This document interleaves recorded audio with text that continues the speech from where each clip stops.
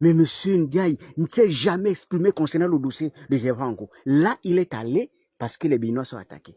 Et il a rencontré la vice-présidente. Ils ont discuté. Et il a même expliqué à la vice-présidente combien de fois le Gabon est disposé et vit en harmonie avec tous les autres communautés, malgré les menaces et les injures adressées au président de la République. Vous trouvez ça sérieux, ça?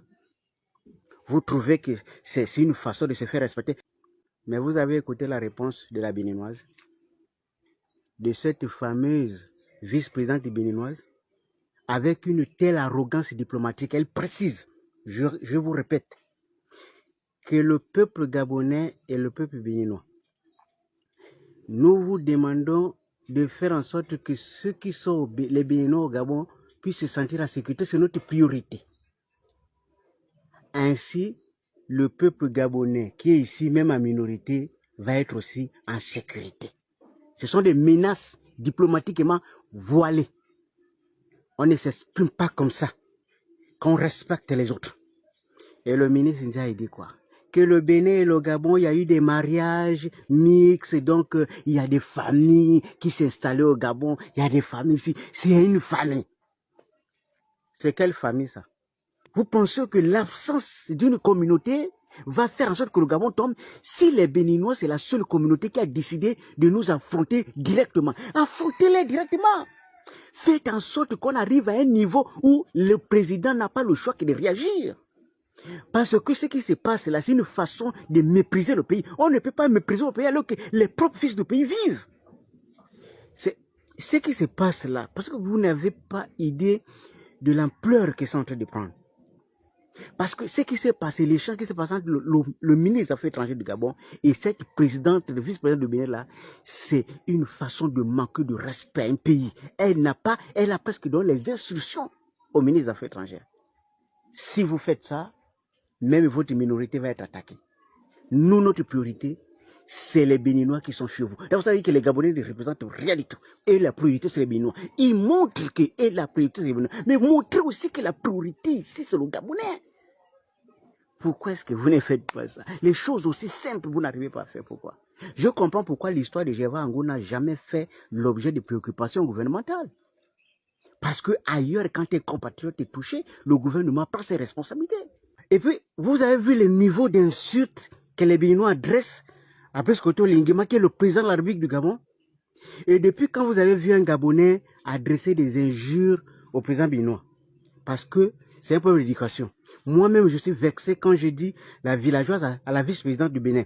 Parce que c'est une question d'éducation. Mais eux, ils n'hésitent pas un seul instant à presque manquer de respect au président Oligui. Vous ne réagissez pas. Vous ne faites rien. Et c'est ça les propos qu'un ministre des Affaires étrangères va tenir. Vous pensez qu'on peut nous respecter comme ça? Je rappelle à la vice-présidente du Bénin, comme je l'ai déjà dit au fameux ministre des Affaires étrangères du Bénin, que les Gabonais que vous voyez là-bas sont fouilles leur origine réelle. 80% ne sont pas Gabonais. Des souches. Il y a plusieurs ici qui ont pris la nationalité gabonaise pour se retrouver en étranger. Parce que c'est un fiasco. N'importe qui peut avoir le papier pour sortir d'ici. Les Gabonais que vous voyez là, si on envoie quelqu'un comme moi pour vérifier, il y a plus de la moitié qui restera là-bas. Et l'autre va rentrer. Parce qu'ils ne sont pas tous Gabonais. Pour la plupart que vous voyez avec les papiers Gabonais là. Même ici aujourd'hui, on arrête tout. On emprisonne les Gabonais qui continuent à dénoncer. On arrête tout. On ne parle plus. Vous pensez que les Béninois vont nous respecter? À cause de ça. Ils vont même multiplier le niveau d'arrogance. Il faut que les gens se lèvent pour montrer aux gens que nous sommes un pays autonome. Quiconque nous embête, nous allons réagir. Ce n'est que comme ça que les autres communautés vont nous respecter. Et il faut prendre des mesures sur le plan économique. Parce que c'est l'immigration professionnelle, c'est ça là qui est un véritable danger aussi. Parce que la villageoise de la vice-présidente qui s'est exprimée là, elle pense qu'elle s'adresse à qui?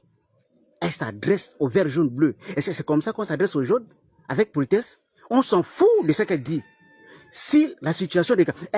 le fameux ministre des Affaires étrangères, ce petit villageois-là, il avait dit qu'il devait venir prendre les gens seuls. Il entend quoi pour venir prendre ses ressortissants? Ils n'ont qu'à prendre tout le monde en même temps.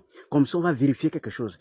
On n'a pas besoin de violence, on a juste besoin que les Béninois rentrent chez eux et les Gabonais rentrent au Gabon. C'est tout. Est-ce que ça, c'est un problème de force? On n'a pas besoin de force. On dit tout le monde. On n'a pas dit il faut choisir. On dit tout le monde. Tous les Béninois, même qu'ils soient à l'intérieur, il faut pas tout le monde faire rentrer. Et puis, on fait l'inverse. Est-ce que ça, c'est difficile à faire?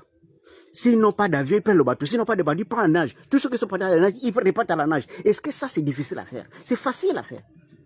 Et on envoie les machins pour rapatrier les Gabonais. Pourquoi est-ce que vous n'arrivez pas à faire ça? Ya Rabbi, c'est pas possible.